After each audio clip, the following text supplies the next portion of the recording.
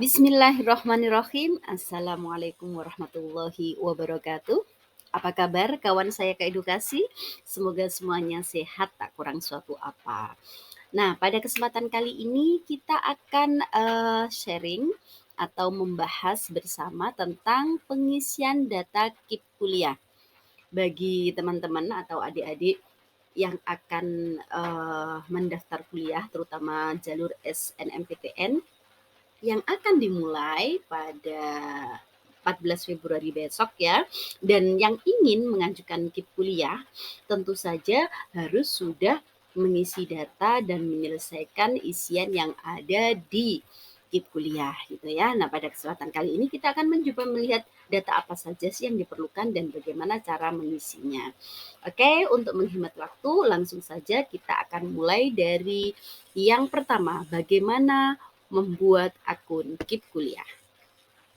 Yang pertama yang harus kalian lakukan tentu saja menuju ke laman pendaftaran KIP kuliah ya. Jadi kalian bisa ketik di mesin pencari gitu ya, KIP kuliah. Kata kuncinya itu aja, nanti kalian akan diarahkan ke laman resminya. Nah, seperti ini tampilan awalnya ya. Jadi ada KIP Kuliah Merdeka 2002 bla bla bla. Ada keterangan di situ. Nah, kita akan memulai dengan memencet tombol login siswa. Ini sudah saya berikan tanda panah merah. Ini adalah langkah awal kita untuk membuat akun. Berikutnya, setelah kalian memencet tombol atau mengklik login siswa, kalian akan menemui halaman seperti ini, gitu ya. Jadi ada nomor pendaftaran, ada kode akses. Ini adalah bagi mereka yang sudah memiliki akun atau sudah pernah mendaftar sebelumnya. Jika kalian baru akan memulai mendaftar, maka silahkan klik daftar baru yang sudah saya berikan panah. Kita lanjut. Apa sih data yang diperlukan saat kita membuat akun? Yang diperlukan adalah yang pertama ada NIK kalian, pastikan tidak salah gitu ya, NISN dan NPSN. Setelah 3 nomor ini kalian masukkan, yaitu NIK, NISN, dan NPSN, kalian bisa mengklik tombol proses selanjutnya. Nah, seperti pada pendaftaran akun LTMPT atau aplikasi-aplikasi yang lain, ya sama seperti itu. Setelah itu, kalian akan mengecek email dan mendapatkan balasan dari KIP kuliah. Nah, di situ kalian akan mendapatkan yang disebut dengan KAP atau kode akses pendaftaran, gitu ya. Dan juga kalian akan mendapatkan nomor pendaftaran. Nah, seperti ini di sebelah kanan ini ya. Untuk ada nomor pendaftaran, ada kode akses yang nanti akan kalian gunakan untuk masuk atau login dan mengisi data-data berikutnya. Kita lanjutkan. Nah, setelah kalian mendapatkan kode akses tadi, kalian bisa kembali ke halaman utama, kemudian masuk dan kita akan mulai mengisi data-data yang diperlukan. Data apa saja sih yang harus dilengkapi oleh calon pendaftar KIP kuliah? Yang pertama ada biodata. Berikutnya ada data keluarga, data ekonomi, data rumah, aset, prestasi, rencana studi nanti ya, rencana nanti akan kita jelaskan satu persatu. Dan terakhir ada seleksi. Kita mulai dari yang pertama ya, dari yang awal yaitu biodata. Terima kasih kepada salah satu murid saya yang sudah memperkenankan saya meminjam ini ya kode aksesnya sebentar untuk memperlihatkan kepada kalian apa sih isian dari biodata. Nah, di sini memang sangat kecil ya adik-adik. Ini ada nomor induk siswa nasional, kemudian ada nama siswa dan seterusnya. Memang tidak terlihat ya karena sangat kecil, saya screenshot, tapi setidaknya di sebelah kiri kalian bisa melihat data apa saja sih yang diperlukan. Nah, yang pertama ada NISN, berikutnya ada nama siswa, nomor KIP, nomor KKS, asal sekolah, tahun lulus, tempat lahir, tanggal lahir, jenis kelamin, agama, alamat, provinsi, kabupaten atau kota tempat kalian tinggal, kode pos, email, dan nomor telepon aktif. Di sini yang perlu kalian ingat adalah data-data yang kalian masukkan jangan sampai keliru. Jika nomor KIP atau nomor KKS tidak muncul, maka kalian bisa membawa salinan KIP atau KKS kepada operator dapodik sekolah untuk di-input terlebih dahulu.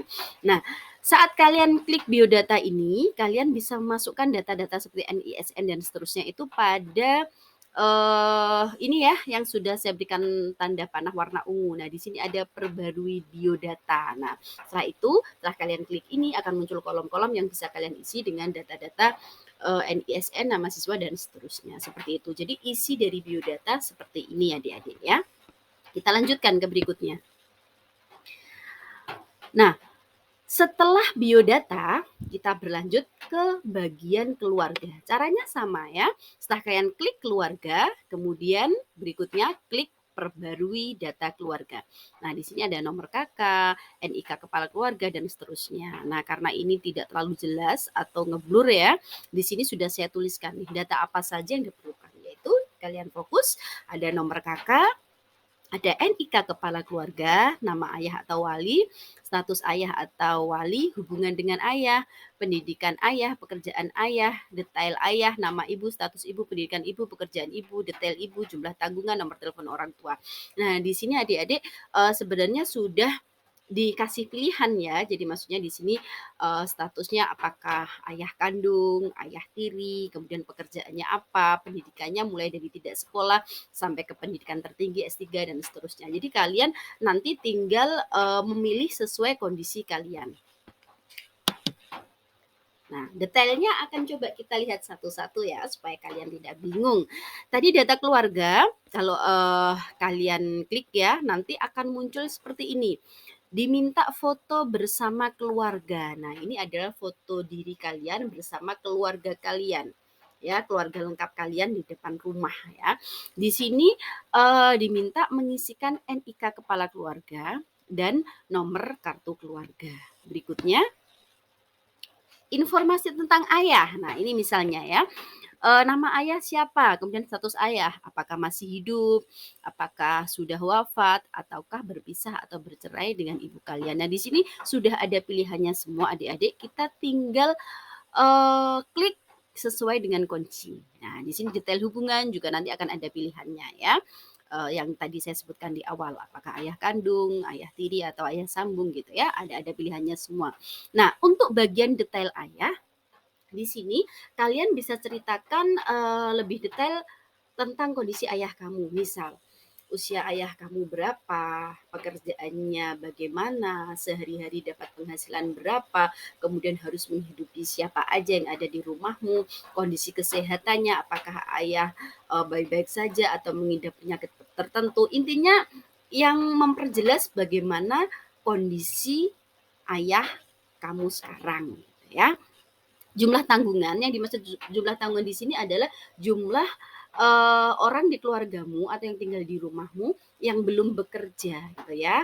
Jadi untuk yang sudah bekerja maka otomatis sudah tidak menjadi tanggungan atau beban dari ayah kamu tersebut. Nah, nomor telepon orang tua adalah nomor yang masih aktif. Untuk data ibu sama ya seperti ayah tadi. Jadi kalian masukkan nama, kemudian statusnya masih hidup atau sudah meninggal, kemudian pendidikannya bagaimana, pekerjaannya, detail ibu juga dijelaskan. Semisal ibu adalah ibu rumah tangga yang tidak bekerja, tapi sehari-hari eh, ibu memiliki aktivitas bla bla bla gitu.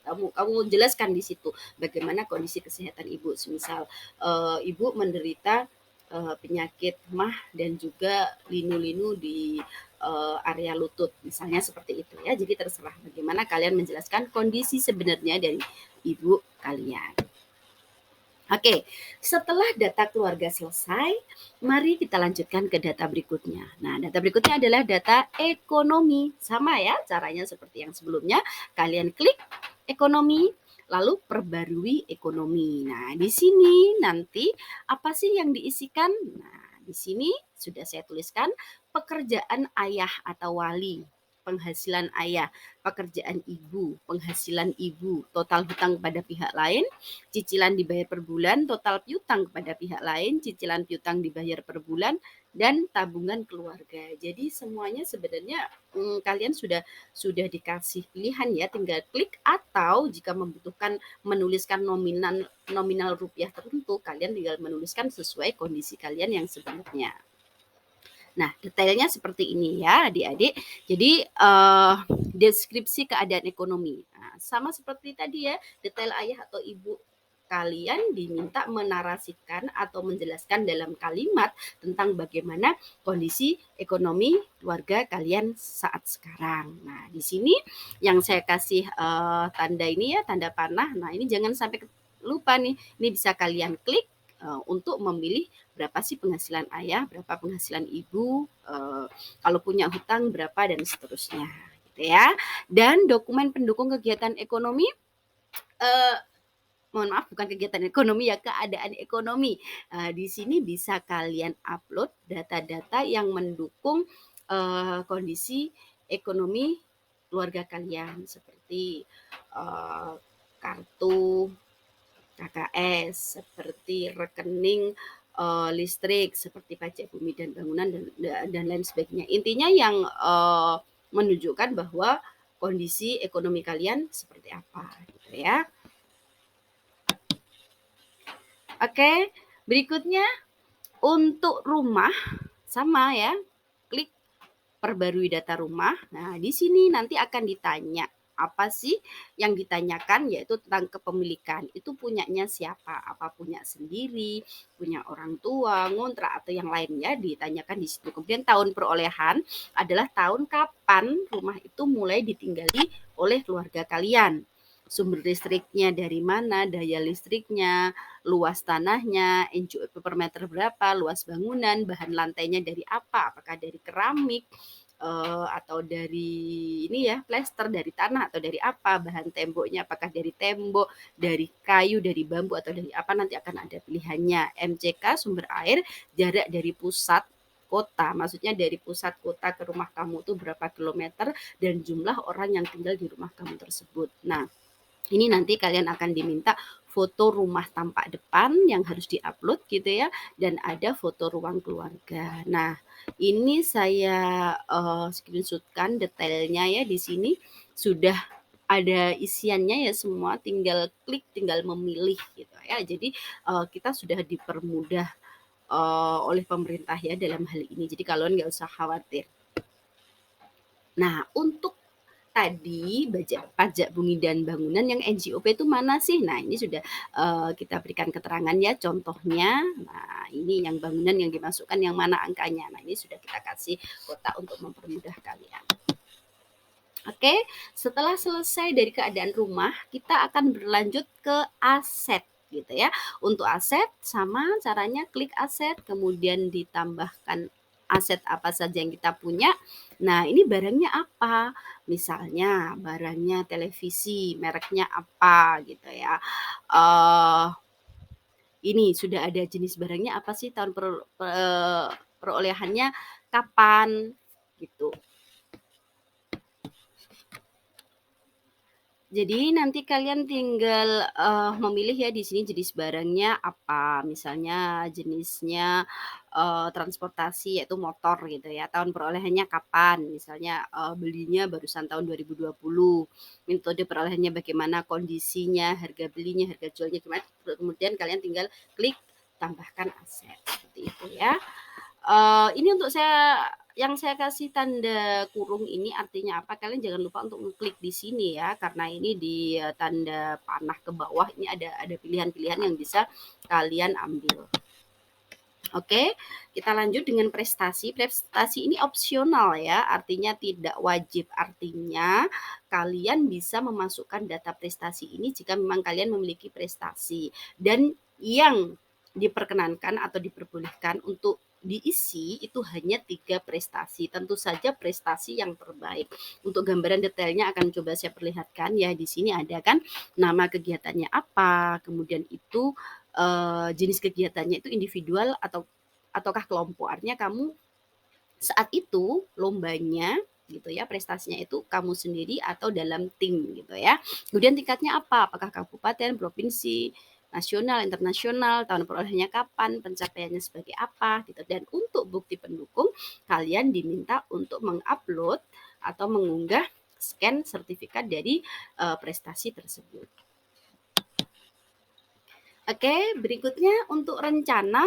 Rencana ini adalah rencana tinggal, saat nanti kalian kuliah ya, maksudnya tinggalnya nanti bersama siapa, kemudian menggunakan transportasi apa, dan kira-kira berapa biaya transportasinya. Nah, seperti ini ya detailnya. Contoh rencana tinggal, apakah bersama keluarga, apakah kos, apakah kalian mau mondok gitu ya di pesantren, atau saat ini mungkin belum ada rencana gitu ya, ataukah dukungan keluarga bagaimana, apakah keluarga mensupport gitu ya, iya atau tidak. Kemudian transportasi asal dari tempat kamu sekarang ke kota tujuan kamu kuliah itu kira-kira menggunakan pesawat terbangkah, kapal laut, jalur darat. Nah, gitu. Kalian tinggal memilih aja yang mana transportasi harian kira-kira nanti kalian selama di sana apakah, akan menggunakan sepeda, sepeda motor, dan kira-kira biaya transportasinya berapa per hari ya. Oke, kita sekarang ke data terakhir ya, data seleksi. Nah, di sini akan muncul ada seleksi LTMPT ya.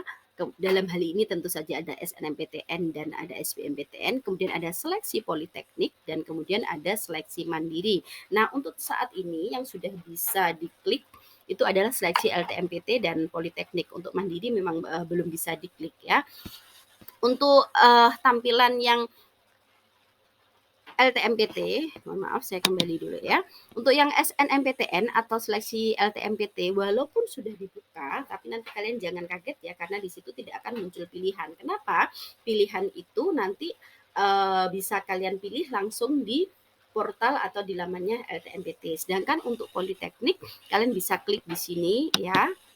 Nah, seperti ini penampakannya ya.